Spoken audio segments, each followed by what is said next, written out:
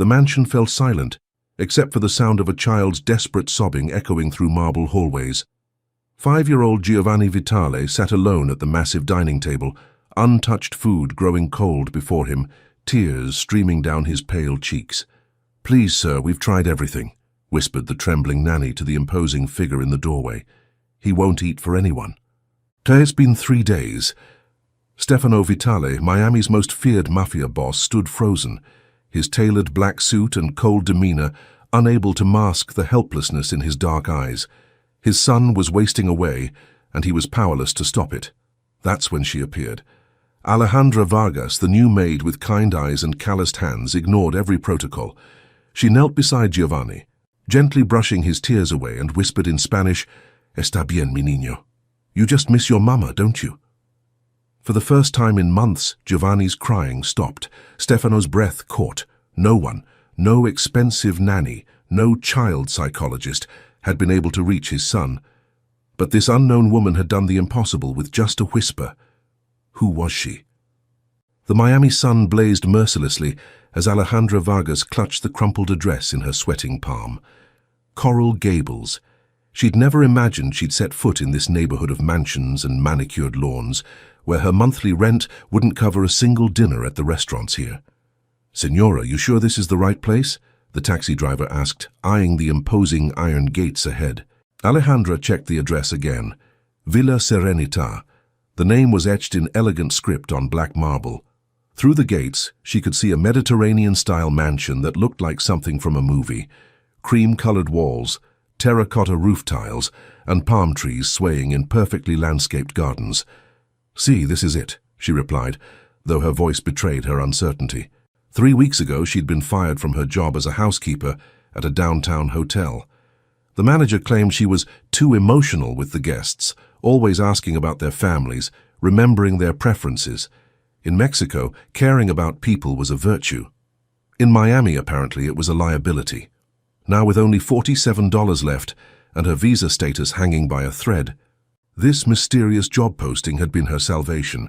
Domestic assistant needed, excellent pay, discretion required, experience with children preferred.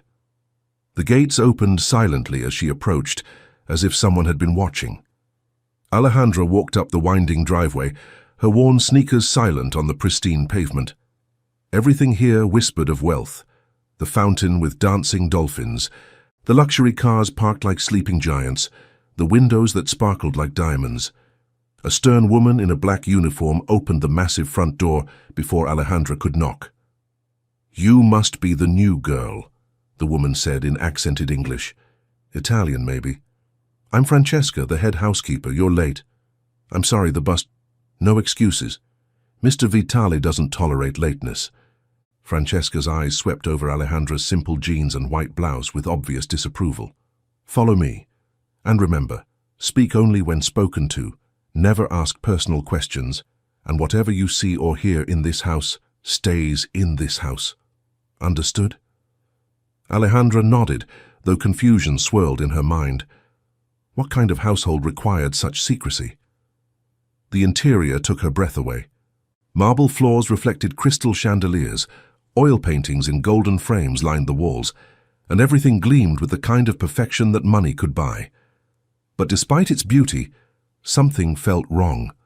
The house was too quiet, too tense, like everyone was holding their breath. "The child's room is upstairs," Francesca continued, her heels clicking sharply. "Giovanni, 5 years old, has difficult since his mother passed. We've had 7 nannies in 6 months. None lasted more than 2 weeks. They climbed a grand staircase, and Alejandra noticed men in dark suits stationed at various points throughout the house. Security guards? Their eyes followed her movement with professional intensity. "What happened to his mother?" Alejandra asked softly. Francesca stopped abruptly. "I told you, no personal questions. That's the fastest way to get fired here." They reached a hallway lined with family portraits. Alejandra's steps slowed as she studied them. A beautiful woman with warm brown eyes holding a baby, the same woman laughing at a beach, and finally a formal family portrait. The woman, a small boy with dark curls, and a man whose presence dominated the frame even in a photograph. Stefano Vitale. Even in the picture he was intimidating. Tall, broad-shouldered, with sharp cheekbones and eyes like black ice. His white dress shirt was open at the collar, revealing a glimpse of a tattoo on his neck, and an expensive watch caught the camera's flash. Everything about him screamed power and danger. "That's Mr. Vitale," Francesca said, noticing her stare. And that was his wife, Mariana. She died in a car accident 8 months ago. Alejandra's heart clenched. A widower raising a young son alone. No wonder the child was struggling. They stopped outside a door painted with cheerful cartoon characters, a stark contrast to the house's formal elegance. From inside came the sound of muffled crying. "Giovanni hasn't eaten properly in 3 days," Francesca explained. "He won't let anyone touch him, won't speak, won't play. The pediatrician says there's nothing physically wrong, but—" She shrugged helplessly. Alejandra pushed open the door gently. The room was a child's paradise. Toys everywhere, a race car bed, walls painted like a jungle scene. But in the center of it all, a small boy sat on the floor, knees pulled to his chest, sobbing quietly. Her heart broke instantly. "Giovanni?" she called softly, kneeling to his level. The boy looked up, revealing eyes exactly like his father's, dark, intense, but filled with a pain no 5-year-old should carry. His face was streaked with tears, his dark curls messy. "Hola, mi amor," Alejandra whispered, switching instinctively to Spanish. "I'm Alejandra. What's wrong, pequeño?" Something in her tone made Giovanni stop crying. He stared at her with curious eyes. "You talk funny," he said in a small voice. Alejandra smiled. "I'm from Mexico. We speak Spanish there. Do you want to learn some words?" For the first time, Giovanni showed interest. He nodded slightly. "Okay. Hola means hello. Can you say hola?" "Hola," Giovanni repeated, his pronunciation perfect. "Muy bien. Very good." Alejandra clapped softly. "Now, are you hungry? ¿Tienes hambre?" Giovanni's stomach growled audibly, answering for him. But when Alejandra stood to get his lunch tray, he grabbed her hand. "Don't leave," he whispered. "Everyone always leaves." The raw vulnerability in his voice nearly brought tears to her eyes. "I'm not going anywhere, mi niño. I'm just getting your food. I'll be right back, I promise." As she helped Giovanni eat, the first full meal he'd had in days, Alejandra felt eyes watching them. She turned to find a figure in the doorway and her breath caught. Stefano Vitale was even more imposing in person. He filled the doorway with his presence, his white dress shirt unbuttoned at the collar, revealing the edge of an intricate tattoo on his neck. A platinum Rolex gleamed on his wrist as he crossed his arms, studying the scene before him with unreadable dark eyes. "Papa!" Giovanni called out, his face lighting up for the first time. But Stefano's expression remained cold, distant. "Eat your dinner. Giovanni, I have work to do." As he turned to leave, Alejandra felt a surge of protective anger. This little boy needed his father, not another employee. "Mr. Vitale," she called out, surprising herself with her boldness. He stopped, turning slowly.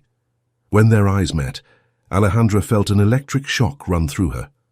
Up close, she could see the exhaustion hidden behind his intimidating facade, the grief he carried like armor.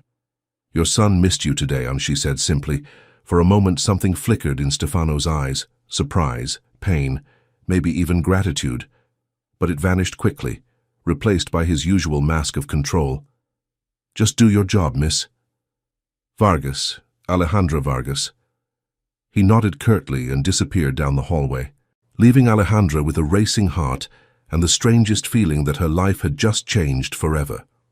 3 days into her new job, Alejandra had established a routine that seemed to work miracles. Giovanni ate every meal, laughed during their Spanish lessons, and had even started sleeping through the night. But she was learning that success in the Vitale household came with unexpected complications. "The boss wants to see you," Christopher, the head of security, announced as she finished helping Giovanni with his breakfast. The man's expression was unreadable, but something in his tone made her stomach flutter with nervousness. "Did I do something wrong?" she asked, automatically switching to English. "Just follow me." Stefano's office was a study in controlled power, dark wood paneling, leather-bound books, and windows overlooking the Miami skyline. He sat behind a massive desk, reviewing documents, his white shirt crisp and perfectly pressed despite the early hour. The top 4 buttons were undone, revealing the strong column of his throat and the edge of his neck tattoo, an intricate design that looked both elegant and dangerous. "Sit," he commanded without looking up. Alejandra perched on the edge of the leather chair, her hands folded in her lap. She'd changed from her usual jeans into a simple black dress, hoping to look more professional, but under Stefano's scrutiny, she felt underdressed and out of place. "Giovanni ate all his breakfast this morning," Stefano said, finally raising his eyes to meet hers. "And yesterday's lunch and dinner." "Yes, sir." "In 3 days, you've accomplished what 7 trained nannies couldn't in 6 months. He leaned back in his chair, studying her with those penetrating dark eyes. "How?" Alejandra chose her words carefully. "I listened to him. In Mexico, we believe children need to feel heard, not just fed. Mexico." He said the word like he was tasting it. "You're here legally?" Heat flooded her cheeks. "I have a work visa, but it expires soon. I'm trying to—" "I don't care about your documentation status," he interrupted. "I care about my son. He's been different since his mother died. Withdrawn. Angry. The child psychologist said it could take years for him to recover." Alejandra's heart ached for both father and son. "Grief has no timeline, Mr. Vitale, especially for children. They don't understand why someone they love disappears." Something shifted in Stefano's expression, a crack in his carefully maintained composure. "What do you understand about loss?" The question was personal, intimate in a way that surprised her. "I lost my father when I was Giovanni's age. A work accident. My mother. She tried, but she was drowning in her own pain. I learned that sometimes children need someone who isn't drowning to throw them a lifeline." Stefano was quiet for a long moment, his fingers drumming against the leather desk pad. His platinum Rolex caught the morning light streaming through the windows. "Your salary is being doubled," he said finally. "You'll also receive health insurance and housing assistance." Alejandra's eyes widened.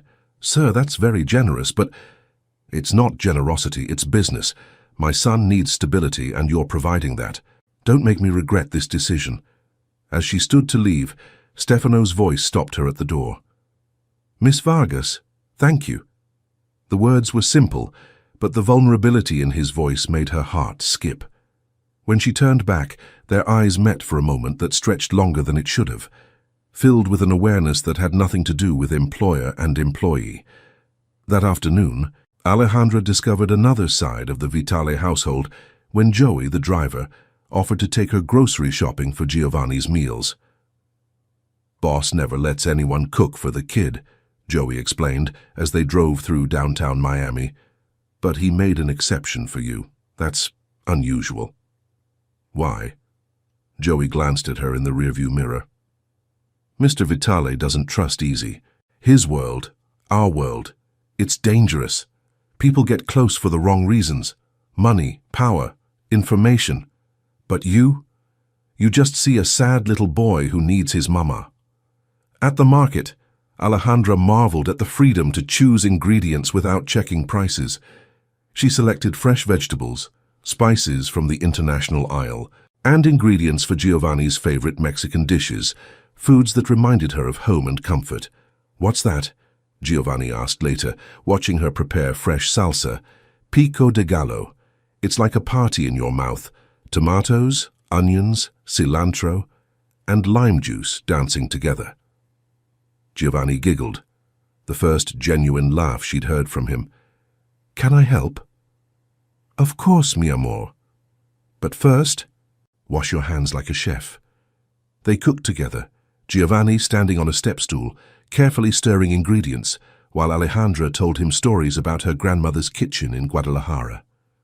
The boy absorbed every word, asking questions about Mexico, about her family, about foods he'd never tried. "Why did you come to America?" Giovanni asked as they waited for the quesadillas to cook. "For opportunities," Alejandra said carefully. "Sometimes we have to leave home to find our dreams." "Do you miss your mama?" The innocent question hit her unexpectedly. Every day. But missing someone doesn't mean we stop living. It means we carry their love with us wherever we go. Giovanni nodded solemnly. I miss my mama too. But I like when you're here. You smell like vanilla and cinnamon, like Mama used to. Alejandra's eyes filled with tears. She knelt to Giovanni's level, cupping his face gently. Your Mama's love is still here, pequeño, in your heart, in your papa's heart, in all the good memories. I can't replace her, but I can help you remember that love. Will you stay? Giovanni asked.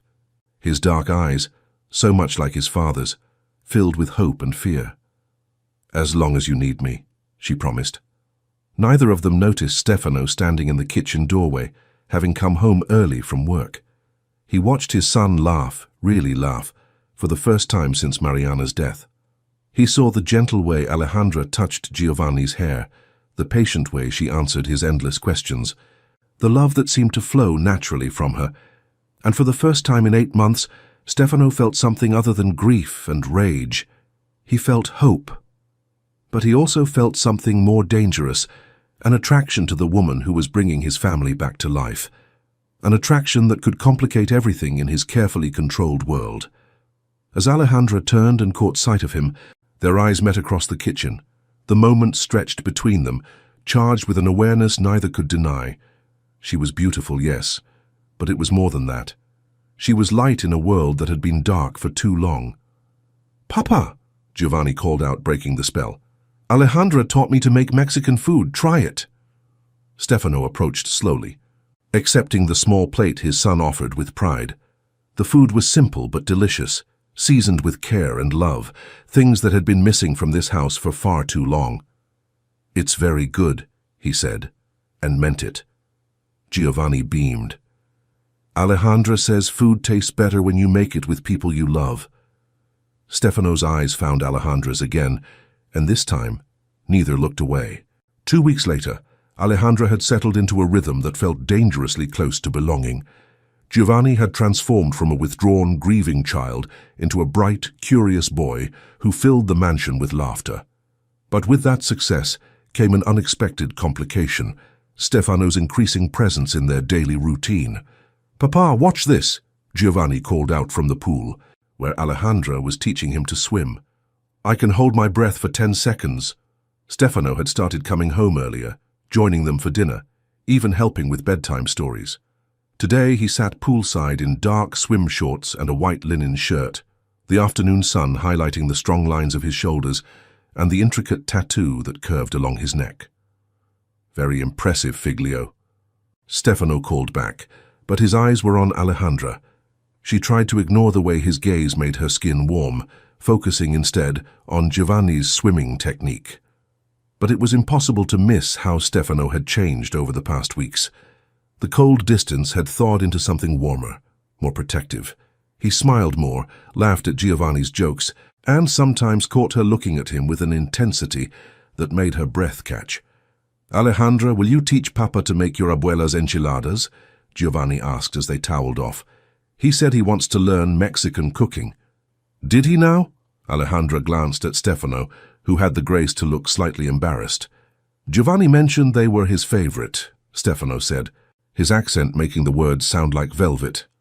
I thought, perhaps you could show me the recipe. That evening, the kitchen became an intimate classroom. Alejandra stood close to Stefano, guiding his hands as he learned to roll enchiladas properly. Every accidental touch sent electricity through her, his fingers brushing hers as she corrected his technique.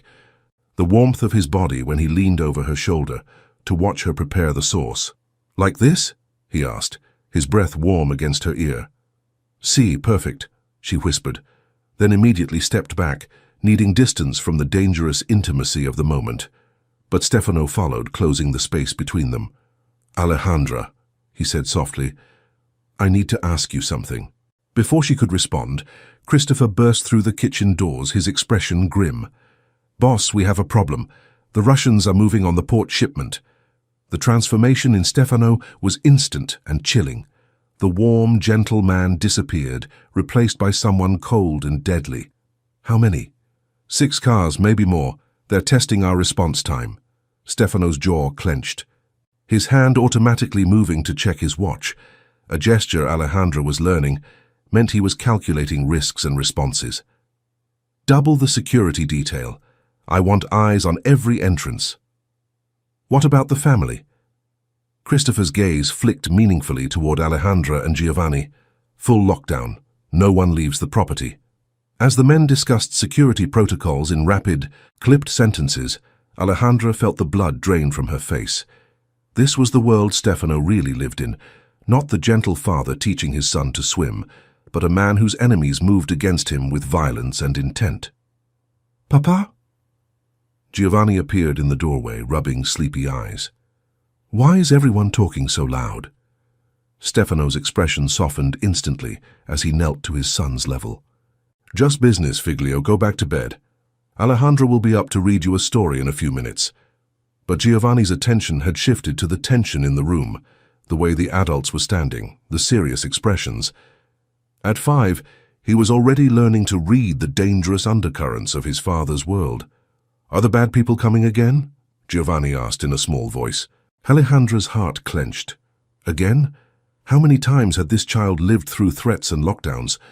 "No one is going to hurt you," Stefano said firmly, pulling Giovanni into his arms. "Papa promises."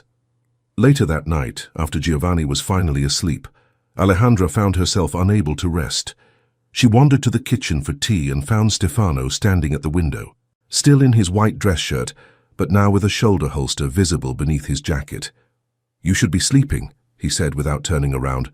"So should you." He turned then, and in the dim light she could see the weight he carried, the constant vigilance, the responsibility for everyone under his protection, the loneliness of command. "This life," he said quietly, "it's not safe for people I care about. Mariana knew the risks when she married me, but she chose it anyway. She paid the price." Alejandra's breath caught. "The accident. It wasn't really an accident, was it?" Stefano's silence was answer enough. "They killed her to hurt you," Alejandra whispered, understanding flooding through her. "I should send you away," Stefano said, moving closer. "For your safety, for Giovanni's. Every day you stay here, you become more of a target. But you won't. No." His voice was rough with emotion. "Because for the first time in 8 months, my son is happy. Because you've brought life back to this house. Because I—" He stopped, running a hand through his dark hair. "Because what?" Stefano stepped closer, close enough that she could see the flecks of gold in his dark eyes, could smell his cologne mixed with something uniquely him. "Because I'm falling in love with you, and that terrifies me more than any enemy ever could." The confession hung between them, raw and honest. Alejandra's heart hammered against her ribs as she looked up at this powerful, dangerous man who was showing her his most vulnerable truth. "Stefano," she whispered, reaching up to touch the side of his face. He caught her hand, pressing it against his cheek. "You don't understand what you're getting into. My world, it destroys beautiful things. I'm stronger than I look. I know you are. That's what scares me most." Before either could say more, alarms began blaring throughout the house. Red emergency lights bathed the hallway in an ominous glow as Christopher's voice came over the intercom. "Lockdown initiated. This is not a drill. All personnel to positions." Stefano immediately shifted into protective mode, his hand moving to the small of Alejandra's back. "Stay with Giovanni. Don't leave his room no matter what you hear." "What's happening?" "The Russians aren't just testing anymore." His dark eyes were hard as steel. "They're making their move." As armed men moved through the house with military precision, Alejandra realized that falling in love with Stefano Vitale meant accepting that danger would always be part of their lives. The question was whether love was strong enough to survive in a world where enemies struck without warning, and the price of caring could be measured in blood. From upstairs came Giovanni's frightened voice, calling for his papa, and Alejandra knew that whatever happened next, she would protect that little boy with her life, even if it meant standing between him and a war she didn't understand. When the attack came at dawn, Alejandra woke to the sound of breaking glass and Giovanni's terrified screams. She bolted from her bed, racing to his room, as gunfire erupted somewhere in the house. The little boy was huddled under his covers, sobbing. "Alejandra," he cried, launching himself into her arms. "Where's Papa?" "He's handling the bad people, mi amor," she said, trying to keep her voice calm even as her heart hammered with fear. "We need to go to the safe room, remember?" Stefano had shown her the hidden panic room behind Giovanni's bookshelf just days ago, a precaution she'd hoped they'd never need. Now, as the sounds of battle grew closer, she was grateful for his foresight. The safe room was small but well equipped, with monitors showing security feeds from around the property. On the screens, Alejandra could see men in black moving through the grounds, exchanging gunfire with Stefano's security team. And there, in the main hallway, was Stefano himself, white shirt now torn and bloodied, moving with lethal precision as he fought to protect his home. "Papa's hurt!" Giovanni cried, seeing the blood on the monitor. "He's okay, pequeño. Your papa is very strong." But Alejandra's hands shook as she watched the man she loved fighting for their lives. This was his world, violence and danger at every turn. How could she have thought love would be enough? The battle seemed to last hours, though it was probably only minutes. When the gunfire finally stopped, an eerie silence fell over the house. Giovanni had cried himself to sleep in her arms, exhausted by fear. Then the safe room door opened, and Stefano appeared. His white dress shirt was torn and stained with blood, his hair disheveled, but his dark eyes immediately found hers with relief. "Are you hurt?" he asked urgently, kneeling beside them. "We're fine. But you—" "It's not my blood." His voice was cold, distant, the voice of a man who had just killed to protect what was his. "It's over. For now." As they emerged from the safe room, Alejandra saw the aftermath of the attack. Bullet holes in the walls, shattered windows, blood on the marble floors. The beautiful home had become a war zone. "Pack your things," Stefano said quietly as they reached Giovanni's room. "Both of you. I'm sending you somewhere safe." Alejandra's blood ran cold. "What do you mean?" "The Russians know about you now, about how much you mean to Giovanni, to me." His jaw was tight with controlled emotion. "They'll use that against us. I won't let you become another casualty of my choices. You're sending us away? To a safe house in Colorado. Mountains, isolation, full security detail. You'll have everything you need." Giovanni stirred in her arms, looking up at his father with sleepy confusion. "Papa? Are we going on vacation?" "Something like that, figlio." Stefano's voice gentled as he smoothed his son's hair. "You and Alejandra are going to stay somewhere safe while Papa finishes his work. Will you come with us?" The pain that flashed across Stefano's face was heartbreaking. "I can't, but I'll visit when I can." "No!" Giovanni's voice rose in panic. "I don't want to go. I want to stay with you. Giovanni, listen to me." Stefano knelt to his son's level, his hands gentle on the boy's shoulders. "The most important thing to me is keeping you safe, both of you. Sometimes that means making hard choices."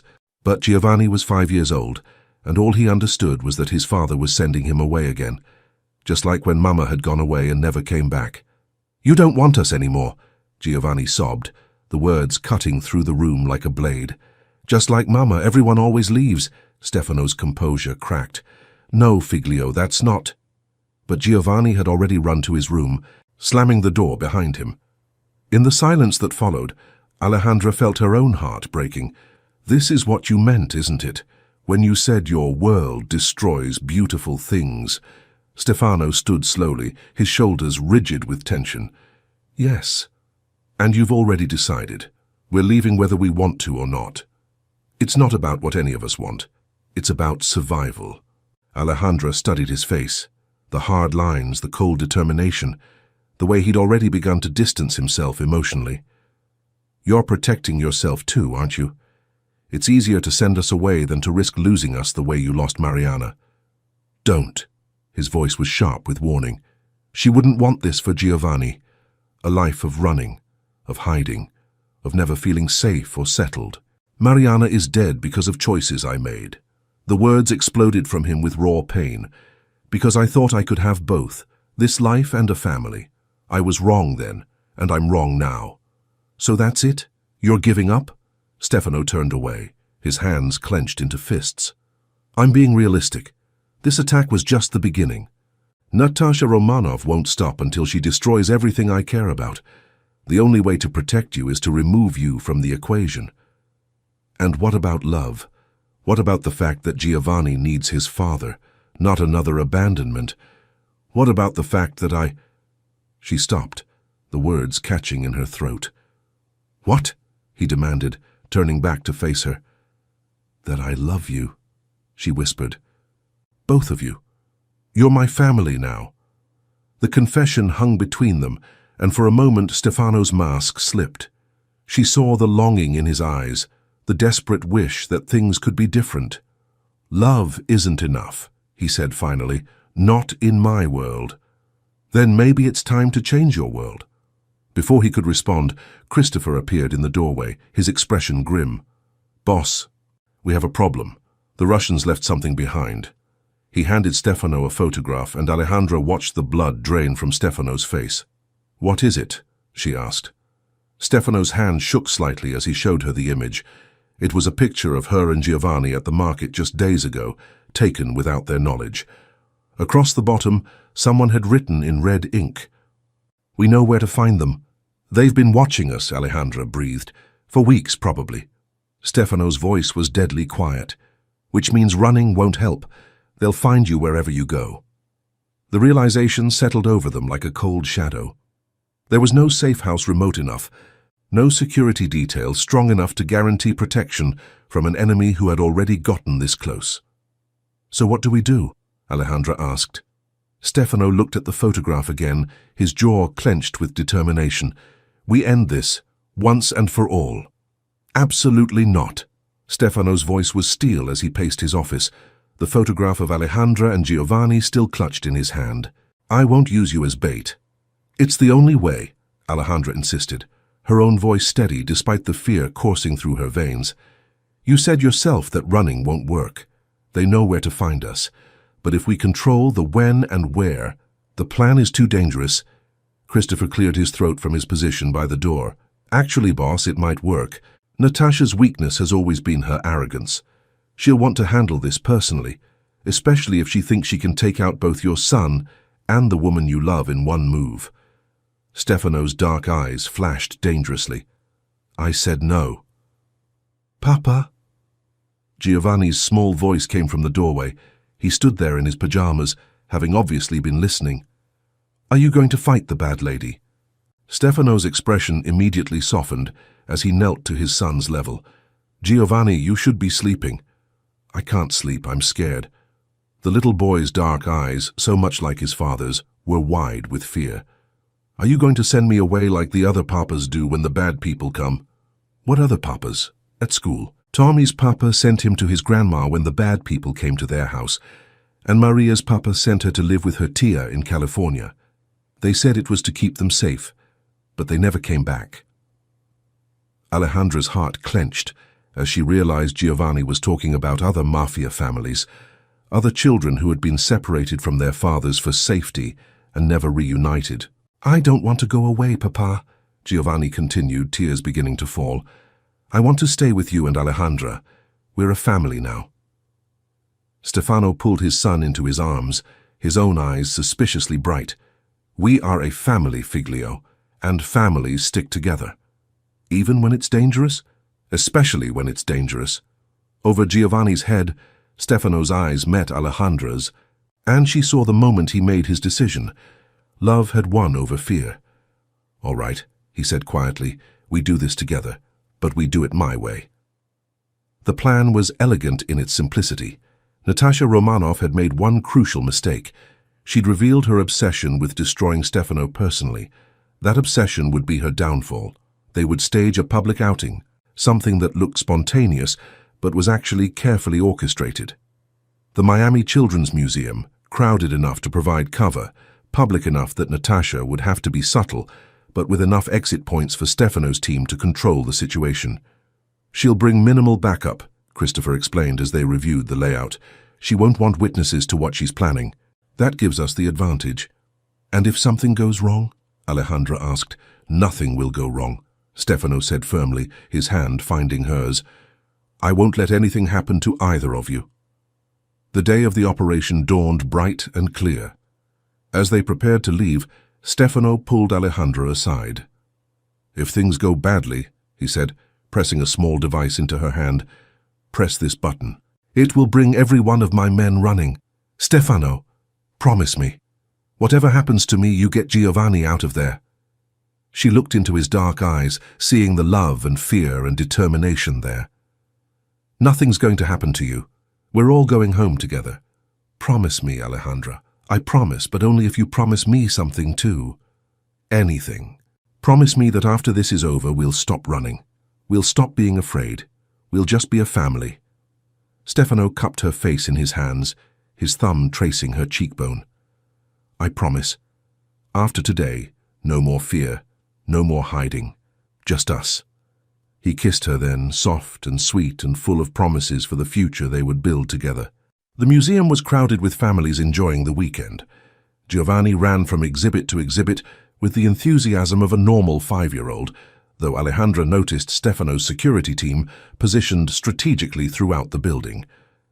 They were watching Giovanni play in the water exhibit when Natasha Romanov appeared. She was beautiful in a cold, calculated way, platinum blonde hair, ice blue eyes, and a smile that never reached her eyes. She approached them casually, as if she were just another parent at the museum. Stefano Vitale, she said in accented English. How domestic you've become. Natasha. Stefano's voice was calm, but Alejandra could feel the tension radiating from him. Enjoying your vacation in Miami? Oh, I'm not here for vacation. Her gaze shifted to Alejandra, then to Giovanni, who was still playing happily, unaware of the danger. I'm here to collect what's mine. I don't have anything that belongs to you. No, the port shipment you intercepted last week belonged to me. The warehouse you burned down belonged to me, and now... Her smile turned predatory. Your happiness belongs to me too. She moved with lightning speed, but Stefano was faster. As Natasha reached for her weapon, Stefano tackled her to the ground, both of them crashing into the water exhibit. Museum visitors screamed and scattered as security alarms began blaring. Giovanni! Alejandra called out, grabbing the boy and pulling him behind a large display case. Papa! Giovanni cried, trying to see what was happening. Through the chaos, Alejandra watched Stefano and Natasha fighting in the shallow water, both deadly and determined. But Natasha had backup. 2 men appeared from the crowd, moving toward them with clear intent. Alejandra pressed the panic button Stefano had given her, but she knew it would take time for help to arrive. Time they didn't have. Stay here, mi amor, she told Giovanni, then did something that surprised even her. She grabbed a heavy educational display and brought it down on one of Natasha's men as he reached for Giovanni. The man went down hard, and his partner turned toward her with fury in his eyes. But before he could reach her, Christopher appeared, taking him down with professional efficiency. In the water, Stefano had gained the upper hand. Natasha was on her knees, defeated, as police sirens wailed in the distance. It's over, Stefano said, breathing hard. Your war ends here. Natasha looked up at him with hatred in her ice-blue eyes. You think this ends it? There will always be others. Your family will never be safe. Maybe not, Stefano said, glancing toward Alejandra and Giovanni. But we'll face whatever comes together. As the police took Natasha away and the museum was secured, Giovanni ran to his father, launching himself into Stefano's wet arms. Papa, you're safe. We're all safe, Figlio. Stefano looked over Giovanni's head at Alejandra, his dark eyes soft with love and relief. We're all safe. Later that evening, as they sat together in their restored home, Giovanni asleep between them on the couch, Stefano took Alejandra's hand. I have something to ask you, he said quietly. What? He slipped off the couch, kneeling beside her, and pulled out a small velvet box. Alejandra Vargas, will you marry me? Will you be my wife, Giovanni's mother, and help me build a life where love is stronger than fear? Through her tears, she could only nod. Yes, see, always yes. As he slipped the ring onto her finger, Giovanni stirred sleepily. "Are you going to be my real mama now?" he asked. "If you want me to be, mi amor." "I do. I love you, mama." And in that moment, surrounded by the family she'd found in the most unexpected place, Alejandra knew that love had indeed conquered fear. Years later, the Vitale mansion had transformed into something it had never been before.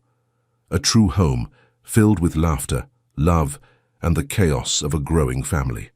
Alejandra stood in the kitchen, her hands covered in flour as she taught 8-year-old Giovanni and his 3-year-old sister Isabella how to make their abuela's famous empanadas. The little girl, named for Stefano's first wife but with Alejandra's warm brown eyes, chattered happily in a mixture of Spanish and English while Giovanni translated for his papa. "Mama says you're doing it wrong," Giovanni announced with the authority of an older brother. "The edges need to be sealed better." Stefano laughed, the sound rich and warm, so different from the cold, distant man Alejandra had first met.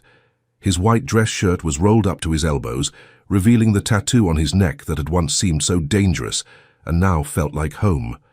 His platinum Rolex was covered in flour, but he didn't seem to care. "Your mama is always right," he said, pulling Alejandra close and kissing her temple. "About everything." The legitimate businesses had flourished, the dangerous elements of the past finally left behind. Stefano had kept his promise. They'd built a life where love was stronger than fear, where children could play without looking over their shoulders, where happiness wasn't a luxury, but a daily reality. "Te amo," Alejandra whispered against his ear. "Ti amo anch'io," he replied, holding his family close. "Forever." Outside, Miami's sunset painted the sky in shades of gold and pink, but inside the Vitale home, the light came from something much more precious, the love that had saved them all. And that's how love conquered fear here at Passion and Power. Did Stefano and Alejandra's journey make your heart race? Drop a comment telling us your favorite moment from their story. And don't forget to subscribe for more incredible romance tales. Your support helps us bring you these emotional roller coasters every week. Until next time, keep believing in the power of love.